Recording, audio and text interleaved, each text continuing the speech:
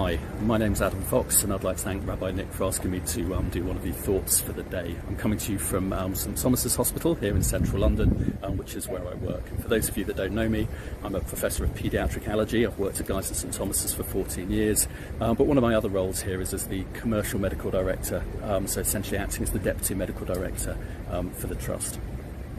So people have been asking what it's like at the hospital in such strange times. Well, normally when something big happens, we have a major incident protocol, which usually lasts for maybe 1 or 2 days, for example, the terrorist attack. But on this occasion, it's now been in place for 7 weeks, which is absolutely unprecedented.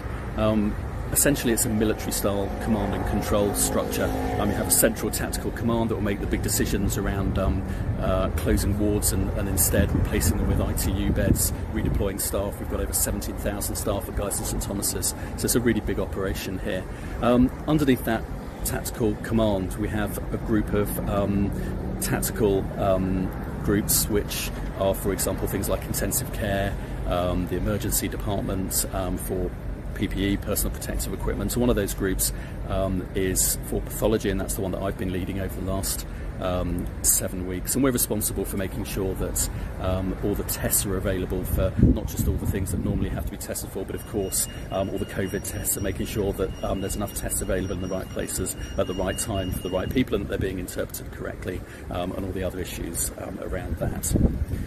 Being part of the response has been absolutely remarkable, seeing a dramatic change in the normal pace of the NHS, things happen incredibly quickly, the can-do attitude from everyone. It's been incredibly inspiring to see people really step up. I'm lucky as a paediatrician that there's been no expectation to look after patients in intensive care who have been pretty much invariably adults. Kids don't seem to be affected very much, but I've still had the opportunity to do a little bit of retraining in case that happens.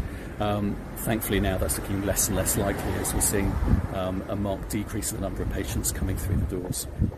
I've actually just spent the afternoon in what's been called a recovery meeting.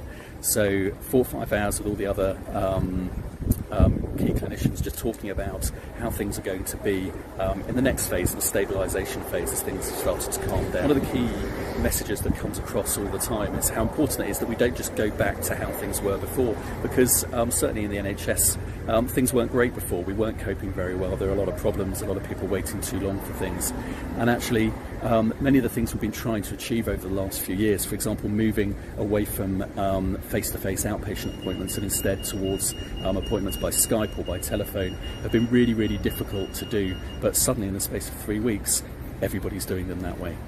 It's been incredible to see how things can move really, really quickly when they need to, and what we don't want to do is go back to all those old habits when they weren't really serving patients very well. My thought for the day really is to reflect on that on a personal level as well, in terms of my personal life and the things that somehow during this period of adversity have come into really sharp focus. Decisions that I've been spending a lot of time umming and ahhing about actually become really clear what just needs to happen. Things around work-life balance, about making sure that I get to spend enough time at home, that I get certain priorities right in my professional and my personal life, and making sure that things don't just go back to where they were before. This is a real opportunity. The world has changed. Things really have changed in hospitals. It's never going to go back to how it was before, and really for me I just want to make sure that things don't go back to exactly the way they were before, but keep the good things, but turn some of the bad things into better things for the future. I'd also like to take the opportunity to thank my family for being brilliant through all of this, for putting up with the fact that I have to come into the hospital a lot, and all of that means coming home with it as well, and really not complaining and being the rocks that they always have been. Thank you.